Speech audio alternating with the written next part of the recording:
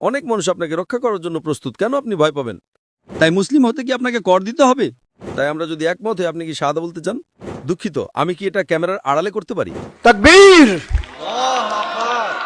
মাশাআল্লাহ। হৃদয়ের প্রশান্তি। আল্লাহ কেন 1400 বছর আগে শুধুমাত্র কোরআন নাজিল করলেন এবং এটি সংরক্ষণের প্রতিশ্রুতি দিলেন? কেন আল্লাহ আগের সময়ে যে ধর্মীয় গ্রন্থ বা শিক্ষাগুলো সরাসরি আল্লাহর কাছ থেকে এসেছিল সেগুলো সংরক্ষণ করলেন না? ধন্যবাদ ভাই, খুব ভালো একটা প্রশ্ন করেছেন, খুব যৌক্তিক প্রশ্ন। তিনি জিজ্ঞেস করছেন আল্লাহ কেন 1400 বছর আগে কোরআন নাজিল করলেন। তার তো এটা আগে নাজিল করা উচিত ছিল। যদি তিনি প্রথম দিন থেকেই শুধু কোরআন নাজিল করতেন, তাহলে আমাদের এই সব ধর্ম থাকত না, ঠিক? আল্লাহ যদি প্রথমেই কোরআন নাজিল করতেন, তাহলে তওরাত, ইঞ্জিল, জবুর কেন কেন সরাসরি কোরআন নয়? এটা তার প্রশ্নের অংশ। দ্বিতীয় অংশ হলো, কেন তিনি আগের ধর্মগ্রন্থগুলো সংরক্ষণ করেননি? ঠিক, হ্যাঁ, দুটি প্রশ্ন, আমি উত্তর দিচ্ছি। আমি আমার প্রশ্নটিকে আরো কঠিন করছি। ঠিক আছে, আমি বলছি যে যদি তিনি চাইতেন, তবে তিনি প্রথমেই শুধু কোরআন নাজিল করতে পারতেন, তাহলে কোনো সমস্যাই হতো না। এবং কেন তিনি আগের ধর্মগ্রন্থ সংরক্ষণ করেননি? মূল প্রশ্ন হলো আল্লাহ কেন আগের ধর্মগ্রন্থগুলো সংরক্ষণ করেননি? এবং তারপর আমি আমার প্রশ্নটিকে আরো কঠিন করছি। 1 নম্বর, আগের যত ধর্মগ্রন্থ এসেছে, আল্লাহ কোরআনে সূরা রাদ 13 নম্বর অধ্যায় 38 নম্বর আয়াতে বলেছেন ওয়ালিকুল্লি কওমিন হাদ, যে আল্লাহ বলেছেন, তার মানে প্রতিটি যুগে আল্লাহ একটা কিতাব পাঠিয়েছেন। নামে মাত্র 4টি কোরআনে উল্লেখ আছে, তওরাত, জবুর, ইঞ্জিল এবং কুরআন। তওরাত হলো সেই ওহী যা মুসা আবি সুলপাসাবিমানেকে দেওয়া হয়েছিল। জবুর হলো সেই ওহী যা দাউদ আবি সুলপাসাবিমানেকে দেওয়া হয়েছিল। আর ইঞ্জিল হলো সেই ওহী যা ঈসা আবি সুলপাসাবিমানেকে দেওয়া হয়েছিল। এবং কোরআন হলো সর্বশেষ আর চূড়ান্ত ওহী যা সর্বশেষ আর চূড়ান্ত মুহাম্মদ সাল্লাল্লাহু আলাইহি ওয়াসাল্লামের উপর নাজিল হয়েছিল।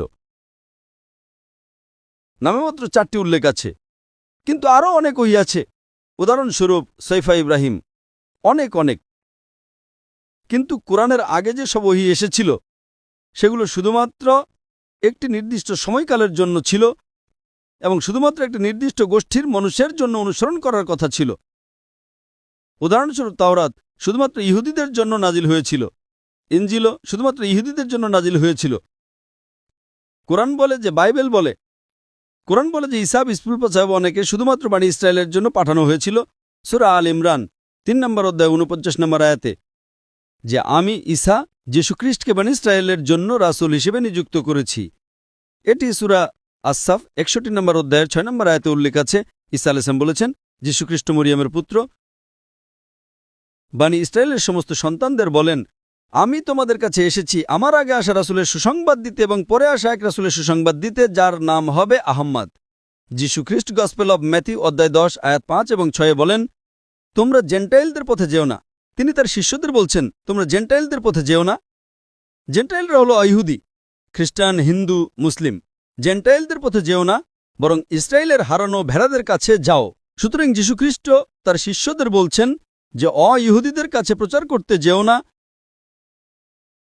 শুধুমাত্র ইসরায়েলের হারানো ভেড়াদের কাছে প্রচার করো। যীশুখ্রিস্ট গসপেল অব ম্যাথিউ অধ্যায় 15 আয়াত 24 বলেন, আমি ইসরায়েলের ঘরের হারানো ভেড়াদের ছাড়া আর কারোর জন্য প্রেরিত হইনি।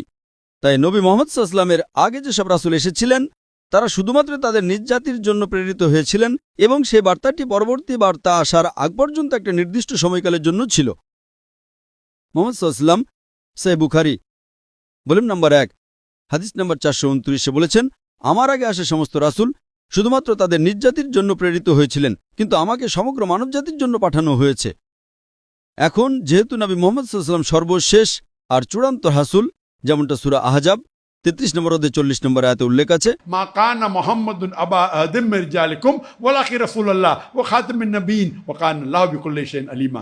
যে মুহাম্মদ তোমাদের কোনো পুরুষের পিতা নন, বরং তিনি আল্লাহর রাসূল, তিনি নবীগণের মোহর। আল্লাহ সর্বজ্ঞানী, পরিপূর্ণ জ্ঞানের অধিকারী। এখন যেহেতু নবী মুহাম্মদ সাল্লাল্লাহু আলাইহি সাল্লাম সর্বশেষ আর চূড়ান্ত রাসূল, তিনি শুধুমাত্র মুসলিম বা আরবদের জন্য প্রেরিত হননি। আল্লাহ কোরআনে সূরা আম্বিয়া 21 নম্বর অধ্যায়ে 107 নম্বর আয়াতে বলেছেন, ওয়া মা আরসালনাকা ইল্লা রাহমাতাল লিল আলামিন, যে আমরা তোমাকে সৃষ্টি জগতের জন্য রহমত বা করুণা ছাড়া আর কিছুই হিসেবে পাঠাইনি, সমস্ত মানুষের জন্য রহমত হিসেবে, সমস্ত জগৎগুলোর জন্য রহমত হিসেবে। আল্লাহ তার বার্তা পুনরাবৃত্তি করেন সূরা ফাতির অধ্যায় নম্বর 35 আয়াত নম্বর 28। ওয়া মা أرسلناك إلا كافة للناس بشيرا ونذيرا ولكن أكثر لا يعلمون।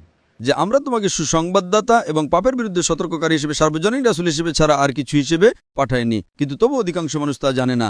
এখন যেহেতু কোরআন সর্বশেষ আর চূড়ান্ত ওহী, এটা শুধুমাত্র মুসলিম বা আরবদের জন্য পাঠানো হয়নি, এটা সমগ্র মানবজাতির জন্য পাঠানো হয়েছে। এটা উল্লেখ আছে সূরা ইব্রাহিম 14 নম্বর অধ্যায় 1 নম্বর আয়াতে, সূরা ইব্রাহিম 14 নম্বর অধ্যায়ে 52 নম্বর আয়াতে, সূরা বাকারা 2 নম্বর অধ্যায় 185 নম্বর আয়াতে এবং সূরা জুমার 39 নম্বর অধ্যায় 41 নম্বর আয়াতে যে কোরআন সমগ্র মানবজাতির জন্য প্রেরিত।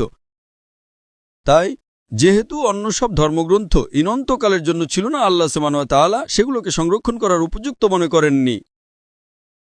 ঠিক, যদি বার্তাটি বৈধ না থাকতো তাহলে সেটাকে সংরক্ষণ করার প্রয়োজন কি? তাই যখন মানুষ বার্তাকে পরিবর্তন করে ফেলেছিল, আল্লাহ নতুন বার্তা আর নতুন রাসূল পাঠিয়েছিলেন। কিন্তু যেহেতু কোরআন সর্বশেষ আর চূড়ান্ত বার্তা সমগ্র মানবজাতির জন্য, আল্লাহ সুবহানাহু ওয়া তাআলা সূরা হিজরাতে 15 নম্বর অধ্যায় 9 নম্বর আয়াতে বলেছেন, আমরা কোরআন নাজিল করেছি এবং আমরা এটাকে বিকৃত থেকে রক্ষা করব। তো এটা আপনার প্রশ্নের উত্তর যে আল্লাহ কেন সংরক্ষণ করেননি। আমরা নাম ধরে 4টি ওহীর কথা জানি, 3টি কোরআনের আগে এসেছিল, কিন্তু আরও অনেক ছিল। কিন্তু যেহেতু সেগুলো সময়বদ্ধ ছিল আর বার্তাটি অনন্তকালের জন্য ছিল না, আল্লাহ তাকে সংরক্ষণ করা উপযুক্ত মনে করেননি। এখন সেই প্রশ্নে আসি যেটা আমি নিজে উপস্থাপন করেছিলাম, তাহলে আল্লাহ কেন প্রথমে কোরআন নাজিল করলেন না? যদি আল্লাহ প্রথমেই শুধু কোরআন নাজিল করতেন তাহলে অন্য কোনো ওহী নাজিল না করলেই সব একই হতো। কিন্তু এর উত্তর হলো আল্লাহ সুবহানাহু ওয়া তাআলা মানুষের সৃষ্টিকর্তা, তিনি মানুষকে খুব ভালো জানেন। এর উত্তর বাইবেলের গসপেল অফ জন অধ্যায় 16 আয়াত নম্বর 12 থেকে 14। যীশুখ্রিস্ট বলেছেন, আমার তোমাদের অনেক কিছু বলার আছে, কিন্তু তোমরা এখন সেটা সহ্য করতে পারবে না। যখন সেই সত্যের আত্মা আসবেন, তিনি সমস্ত সত্যের দিকে পথ দেখাবেন। তিনি নিজে থেকে কিছুই বলবেন না, যা শুনবেন তাই বলবেন, আর তিনি আমাকে মহিমান্বিত করবেন। কারণ যীশুখ্রিস্ট বার্তাটি জানতেন, কিন্তু তিনি জানতেন যে মানুষটা বুঝতে পারবে না। তাই সর্বশক্তিমান আল্লাহ জানতেন যে কুরআনের বার্তা গ্রহণ করার মতো মানুষ তখনও যথেষ্ট উন্নত ছিল না। সেই কারণে এটি 5000 বছর আগে বা 4000 বছর আগে বা 3000 বছর আগে নাজিল করা হয়নি। 1400 বছর আগে আল্লাহ সুবহানাহু ওয়া তাআলা বললেন, এখনই সঠিক সময় যখন মানুষ চূড়ান্ত ওহী গ্রহণ করতে পারবে। কে বলেছিল? যীশুখ্রিস্ট। বাইবেলের গসপেল অফ জন অধ্যায় 16 আয়াত নম্বর 12 থেকে 14। যীশুখ্রিস্ট বলেছিলেন, আমার তোমাদের অনেক কিছু বলার আছে, কিন্তু তোমরা এখন সেটা সহ্য করতে পারবে না। অন্য রাসূলরাও একই কথা বলেছেন, বৌদ্ধ ধর্মগ্রন্থেও একই কথা আছে। বুদ্ধ বলেছিলেন, জরথ্রিস্ট বলেছিলেন, যে কোনো রাসূল অন্য একজন রাসূল আসতে চলেছে। মুসা আলাইহিস সালামের ডিউটেরোনমির অধ্যায় 18 আয়াত 18তে একই কথা বলেছিলেন। তাই আল্লাহ জানতেন যে মানুষ এটা গ্রহণ করতে পারবে না, বুঝতে পারবে না। 100 বছর আগে এটা পরিষ্কার করা কঠিন ছিল, তাই আল্লাহ বললেন এটাই হলো সঠিক সময় যখন মানুষ এটা গ্রহণ করতে পারবে। তাই তিনি বার্তা নাজিল করলেন আর বললেন যে তিনি এটাকে বিকৃত থেকে রক্ষা করবেন। সে কারণে আজকে ইন্দোনেশিয়ায় বলেন বা মালয়েশিয়াতেই বলেন বা ইউএসএতে বলেন, ইউকেতেই বলেন, সিঙ্গাপুরে বলেন, সৌদি আরবে বলেন, ইন্ডিয়াতে বলেন, পাকিস্তানে বলেন, আপনাকে সর্বশেষ আর চূড়ান্ত রাসূল মুহাম্মদ সাল্লাল্লাহু আলাইহি সাল্লামকে আর চূড়ান্ত কোরআনকে মানতেই হবে। আশা করি প্রশ্ন উত্তর দিয়েছি ভাই। আমরা কি শেষ প্রশ্নটা নিতে পারি ভাই? ভাই, আপনি কি আমার উত্তরে একমত? হ্যাঁ, আপনার উত্তরের জন্য ধন্যবাদ। ঠিক আছে, আপনি তৃতীয় প্রশ্নটি করতে পারেন। তো শেষ প্রশ্নটা হলো, আপনি কি মনে করেন যদি কেউ ইসলাম গ্রহণ করতে না চায় কারণ তারা মুসলিমদের দ্বারা নির্যাতিত হয়েছে আর ইসলামোফোবিক হয়ে গেছে? উদাহরণ হলো আমার বোন যে বলেছিল, দুঃখিত কি বললেন? কারণ তারা মুসলিমদের দ্বারা নির্যাতিত হয়েছে, তারপর আমি শুনতে পাইনি, আর ইসলামোফোবিক এবং ইসলামোফোবিক হয়ে গেছে, ইসলামোফোবিক। ওকে, হ্যাঁ, উদাহরণ হলো আমার বোন যাকে তার ইসলাম ধর্ম শিক্ষার শিক্ষক বলেছিলেন যে অমুসলিমদের রক্ত হালাল, অমুসলিমদের রক্ত হারাম। হ্যাঁ, অমুসলিমদের রক্ত হালাল। হ্যাঁ, সে মনে করে যে মুসলিমরা অমুসলিমদের মারতে পারে। হ্যাঁ, এটা বলেছিল তার ইসলাম ধর্ম শিক্ষার শিক্ষক। ভাই প্রশ্ন করেছেন যে যদি কেউ কিছু মুসলিম দ্বারা নির্যাতিত হয় এবং সেই মুসলিম একজন অমুসলিমকে অর্থাৎ একজন বোনকে বলে যে অমুসলিমের রক্ত হালাল এবং একজন মুসলিম একজন অমুসলিমকে হত্যা করতে পারে, তাহলে এর উত্তর কি? 1 নম্বর, যে মুসলিম অমুসলিমকে নির্যাতন করেছে সে শাস্তি পাবে। যদি এটা একটি ইসলামী দেশ হতো, আইনের ইসলামী রাষ্ট্র হতো, যদি ইসলাম ধর্ম অনুসরণ করা হতো, যদি সেই মুসলিমকে আদালতে নেওয়া হতো, তবে তাকে শাস্তি দেওয়া হতো। আপনি কি বুঝতে পারছেন? এখন যে ব্যক্তি আপনার বোনকে নির্যাতন করেছে সে ভুল, 1 নম্বর তাকে শাস্তি দিতে হবে। কিন্তু যেহেতু আপনার বোন নির্যাতিত হয়েছে, ধরুন আমার শিক্ষক আমাকে শিখিয়েছিলেন 2+2 = 5। ঠিক, আমি যখন ছোট ছিলাম আমি বলতাম 2+2 হলো 5। এখন আমি প্রাপ্তবয়স্ক হয়ে যদি বলি আমার শিক্ষক বলেছিলেন 2+2 = 5, তাই 2+2 = 5, আপনি কি আমাকে ক্ষমা করবেন? না। ঠিক আছে, ছোটবেলায় সমস্যা নেই, 3-4 বছর বয়সে আমার শিক্ষক আমাকে শিখিয়েছিলেন 2+3 = 5, তাই আমি তা পুনরাবৃত্তি করেছি। এখন যখন আমি প্রাপ্তবয়স্ক হয়েছি, আমার শিক্ষক আমাকে ভুল বলেছিলেন, আমি ভুল থেকে সঠিকটা আবিষ্কার করতে পারি, তাই শুধুমাত্র শিক্ষক আমাকে ভুল বলেছিলেন বলে আমি সারা জীবন 2+2 = 5ই বলতে থাকবো না। ঠিক, হ্যাঁ, সেই কয়েক বছরের জন্য শিক্ষকের ভুল মেনে নেওয়া যায়। আল্লাহ শিক্ষককে শাস্তি দেবেন যদি তিনি ইচ্ছা করে তা করেন, কিন্তু আমার জন্য আমাকে বড় হতে হবে। ঠিক আছে, ভালো কথা। আমার শিক্ষক আমাকে নির্যাতন করেছিলেন, আমি ছোট বাচ্চা ছিলাম, আমি মেনে নিয়েছিলাম, আমি ভুল করেছি, আল্লাহ আমাকে ক্ষমা করবেন। কিন্তু এখন 2+2 = 4।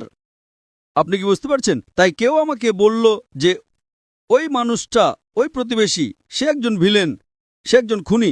ঠিক আছে, যখন আমি ছোট আমি একমত, কিন্তু যখন আমি বড় হই এবং জানতে পারি যে মানুষটা খুব ভালো, সে খুব স্নেহময়, সে খুব উদার, সে খুব দয়ালু, আমার সে একই দৃষ্টিভঙ্গি রাখা উচিত নয়, আমার দৃষ্টিভঙ্গি পরিবর্তন করা উচিত।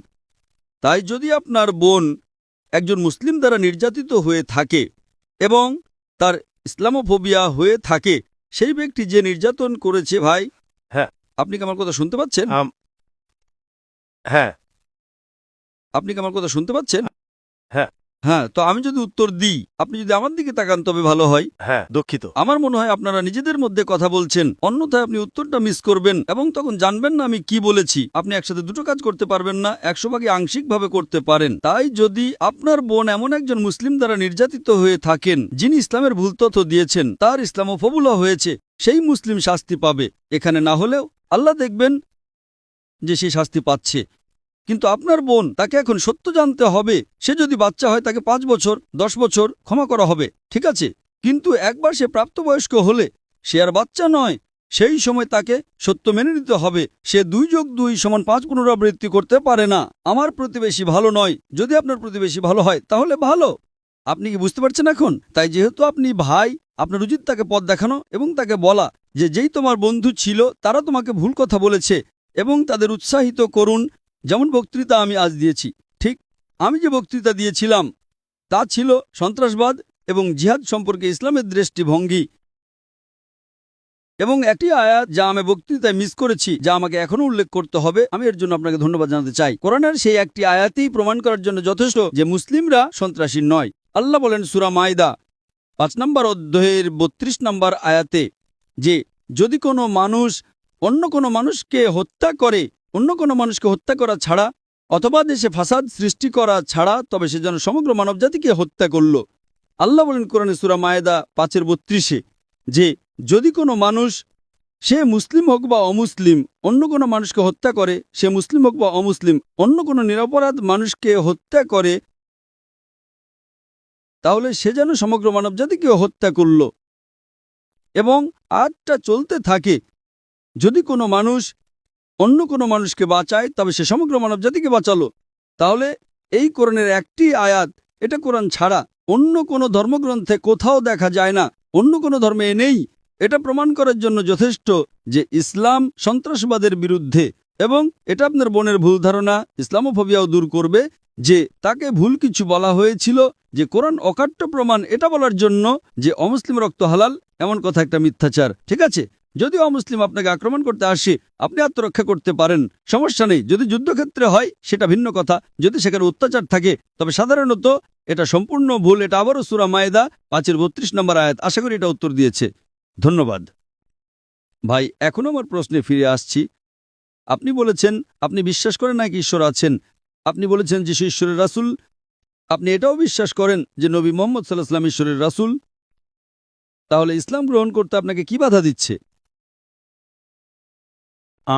হয়তো কারণ আমি আর্থিকভাবে সচ্ছল নই।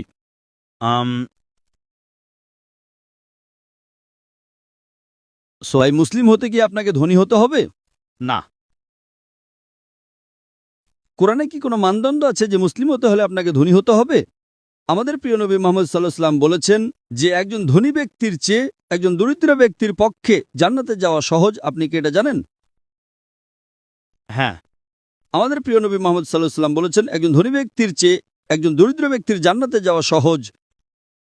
তার মানে যদি আপনি দরিদ্র হন তাহলে আপনার জীবন, আপনার পরীক্ষা সহজ হবে। আমি কয়েকটা উদাহরণ দিই। যদি আপনি ধনী হন, আল্লাহ কোরআন এবং বিভিন্ন হাদিসে বলেছেন যে আপনাকে জাকাত দিতে হবে। প্রত্যেক ধনী মুসলিম যার নিসাব পরিমাণের বেশি সঞ্চয় আছে, ৮৮ গ্রামের বেশি সোনা, তাকে প্রতি চন্দ্র বছরে সে সঞ্চয়ের ২.৫% দান করতে হবে। যদি আপনি না দেন এটা একটা বড় পাপ। কিন্তু দরিদ্র ব্যক্তির যার সঞ্চয় নেই তাকে কোনো দান করতে হবে না, তাই জাকাতে সে ১০০-র মধ্যে ১০০ পায়। ধনী ব্যক্তির জন্য যদি সে না দেয় সে ১-এর মধ্যে ০ পায়, হয়তো সে অর্ধেক দেবে, সে দেবে না, ঠিক, তাই সে কম নম্বর পায়। কিন্তু দরিদ্র ব্যক্তির যাকে কোনো জায়গায় দিতে হয় না সে ১০০-র মধ্যে ১০০ পায়। আপনি বুঝতে পারছেন? হ্যাঁ। তাই বিভিন্ন পরীক্ষা আছে, এমনকি দরিদ্র মানুষেরও পরীক্ষা আছে, এমনকি ধনী মানুষেরও পরীক্ষা আছে। কিন্তু ধনী মানুষের পরীক্ষা কঠিন।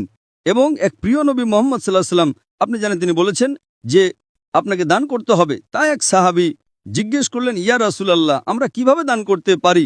তাই তিনি বলেন যে বাজারে যাও এবং আল্লাহর জিকির করো, আল্লাহর নাম নাও, ইল্লাল্লাহ, এবং বলো আলহামদুলিল্লাহ, তাহলিল। এটা বাজারে সোনা বিতরণ করার মতো।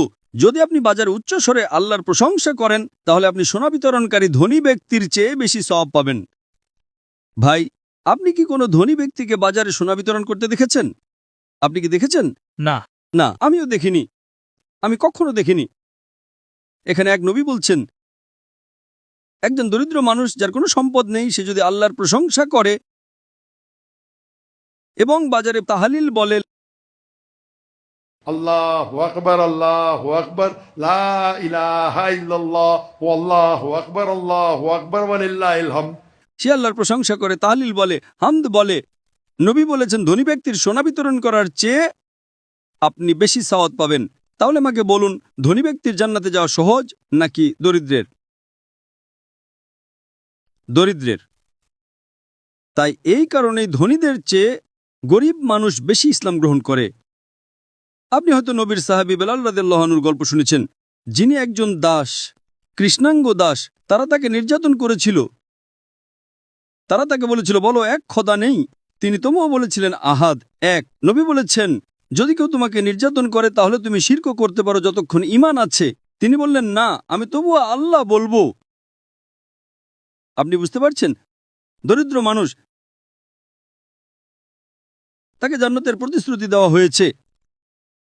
আপনি কি বুঝতে পারছেন? হ্যাঁ। তাই সম্পদ ইসলাম গ্রহণ না করার জন্য কোনো মানদণ্ড হওয়া উচিত নয়। আসলে যদি আপনি দরিদ্র হন, প্রত্যেক ধনী ব্যক্তিকে জাকাত দিতে হবে। 8টা শ্রেণী আছে, সূরা তাওবা অধ্যায় 9 আয়াত 60, 8টা শ্রেণী। ফুকারাদের দাও। আমি যদি ধনী হই, প্রতি বছর আমাকে আমার সম্পদের, আমার সঞ্চয়ের ন্যূনতম 2-2.5% দান করতে হবে। এবং দরিদ্র মানুষদের ফুকারা একটা শ্রেণী, মাসাকিন আছে অনেক শ্রেণী, 8টা শ্রেণী। তাই মুসলিম হতে কি আপনাকে কর দিতে হবে?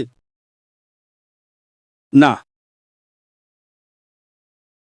তাই কেন এটি বাধা দেবে? সেটাই কারণ ধনীদের চেয়ে গরিব মানুষ বেশি ইসলাম গ্রহণ করে। ধনী মানুষদের কর দিতে হবে কি না? হ্যাঁ। জাকাত 2.5%। হ্যাঁ না? হ্যাঁ। তাই যদি ধনী লোক বলে আমি বিলিয়নিয়ার, আমি যদি মুসলিম হই আমাকে 2.5% জাকাত দিতে হবে, আমি মুসলিম হচ্ছি না, সে বোকা। কিন্তু কিছু ভুল যুক্তি। কেন একজন দরিদ্র মানুষ ভয় পাবে? আর মাশাআল্লাহ, ইন্দোনেশিয়ার মতো দেশে 87% মুসলিম। অনেক মানুষ আপনাকে রক্ষা করার জন্য প্রস্তুত। কেন আপনি ভয় পাবেন? আপনাকে কি বাধা দিচ্ছে ভাই? হ্যাঁ, আমি একমত। হ্যাঁ, আমি একমত। মাশাআল্লাহ ভাই, আমি আপনাকে ভালোবাসি। ধন্যবাদ। আমি আপনাকে ভালোবাসি এবং আমি চাই আপনি সঠিক পথে আসুন। তাই আমরা যদি একমত হই, আপনি কি শাহাদা বলতে চান? দুঃখিত, আমি কি এটা ক্যামেরার আড়ালে করতে পারি? আপনি কি এটা করতে পারেন ক্যামেরার আড়ালে? সমস্যা নেই। জনসমক্ষে বলাটা ফরজ নয়, জনসমক্ষে বলাটা ফরজ নয়। ধন্যবাদ। যতক্ষণ আপনি আপনার অন্তরে আপনার আর আল্লাহর মধ্যে এটি বলছেন ততক্ষণ এটি যথেষ্ট। তাই আমি আপনাকে অভিনন্দন জানাচ্ছি ভাই, এবং বুঝতে পারছি যে আপনি মাস্ক পরেছেন করোনার জন্য নয়। হয়তো আপনি প্রকাশ করতে চাননি, আর সেটা সম্পূর্ণ ঠিক আছে। আপনি যদি আপনার পরিচয় গোপন রাখতে চান কারণ আপনি মনে করেন কেউ আপনার ক্ষতি করতে পারে ইত্যাদি, এটা ইসলামে পুরোপুরি গ্রহণযোগ্য। আপনাকে জনসমক্ষে এটি বলতে হবে না। যতক্ষণ আপনি বার্তাটা পেয়েছেন আমি খুশি, আমি আপনার কাছে বার্তাটা পৌঁছে দিয়েছি। আল্লাহ ইনশাল্লাহ আপনাকে আমরা হেদায়েত দিন। আল্লাহ আপনাকে এই দুনিয়ায় সর্বোত্তম দান করুন, আল্লাহ আপনাকে জান্নাত দান করুন, আর আল্লাহ আপনাকে অন্যদের ইসলামের কাছাকাছি আনতে সাহায্য করুন, আমিন। আপনি যদি বক্তৃতার পরে গ্রিন রুমে আমার সাথে দেখা করতে চান তবে আপনাকে স্বাগতম। এমনকি আপনি যদি আমার সাথে দেখা নাও করতে চান, সমস্যা নেই। মুসলিম হওয়ার জন্য ডক্টর জাকিরের সাথে দেখা করা জরুরি নয়। যতক্ষণ আপনি গ্রহণ করছেন আল্লাহ আপনাকে পুরস্কৃত করুন। ধন্যবাদ ভাই, মাশাআল্লাহ। তাকবীর, মাশাআল্লাহ। হৃদয়ের প্রশান্তি।